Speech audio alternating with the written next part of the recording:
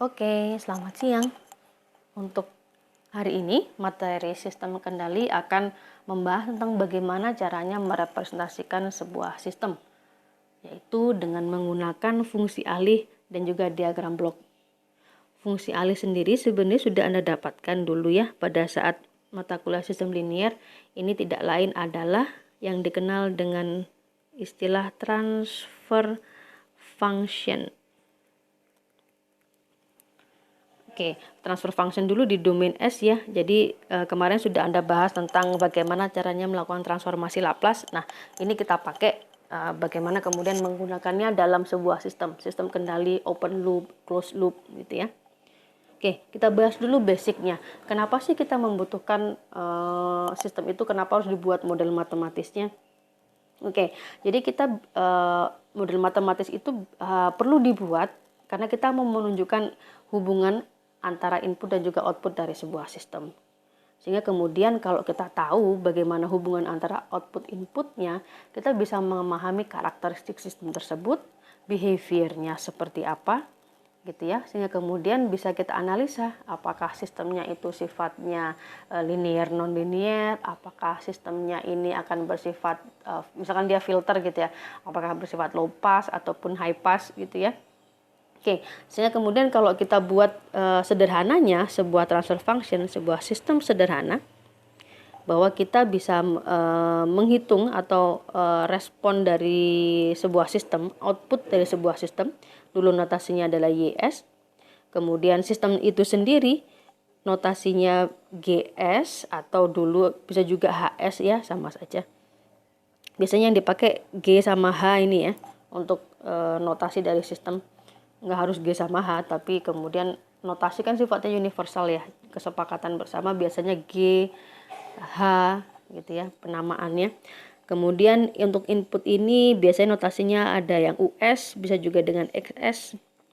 Ya, kemudian kalau bentuknya seperti ini kita bisa memahami bahwa transfer function atau fungsi alih dari sebuah sistem GS adalah perbandingan antara YS output dibagi inputnya terhadap inputnya.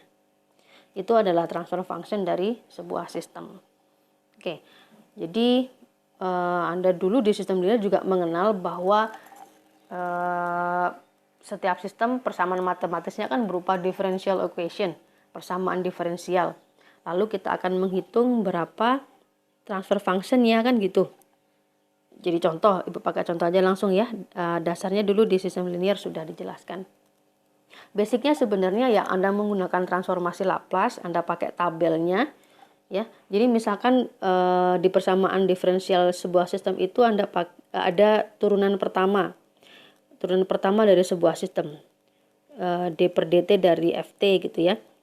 Maka kemudian ya sudah diikutin aja patternnya. Hasil transformasi Laplace-nya adalah S Fs dikurangi F pada saat 0 atau fungsinya tersebut si YS-nya pada saat 0.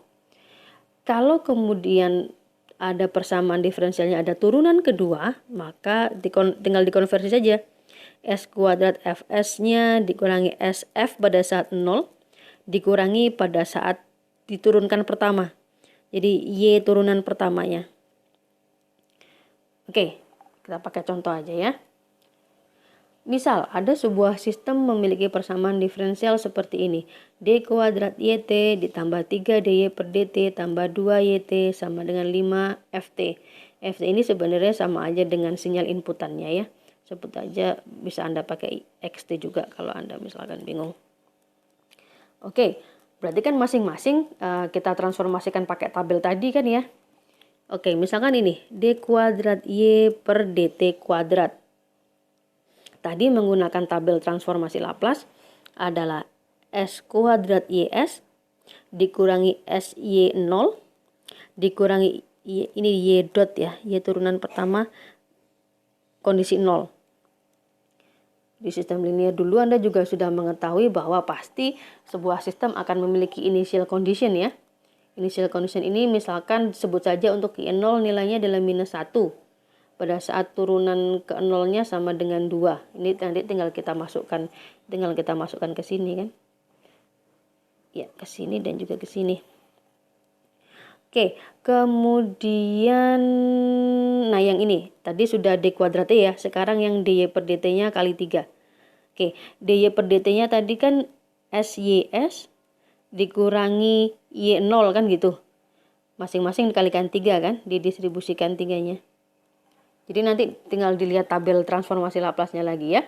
Kemudian 2YT di sini, YT ya sudah transformasi Laplace-nya adalah 2YS. Kemudian sama dengan 5, karena FT ini dalam sistem kendali biasanya sinyal step ya. Sinyal step itu yang gini. Ini pada saat 0.